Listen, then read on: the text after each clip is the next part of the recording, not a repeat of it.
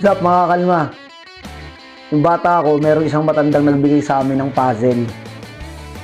So, ito yung position. So, tingnan niyo mabuti. So, sa white, yung white king nasa E1, tapos merong rook sa H1, tapos meron namang isa pang rook sa G2. So, obviously, winning yung white. Kaya lang, sabi niya, white to move, mate in 1. Ayan na, so nagkagulo na kami. Madali lang daw yan, madali lang. Gano'n na, sige, try nyo. So, tinan nyo mabuti. So, isang move lang daw, kailangan ma-checkmate yung black. So, una mong iisipin ka agad, alisin mo yung king. So, move mo yung king para ma-check siya ng rook.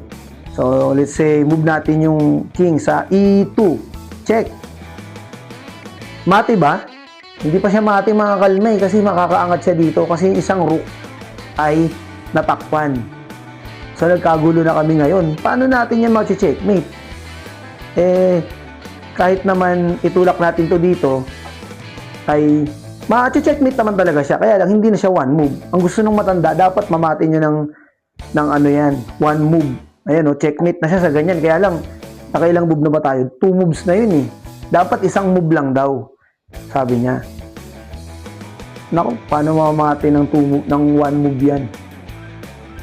Tingnan niyo mabuti mga kalma. Naisahan kami ng matanda eh.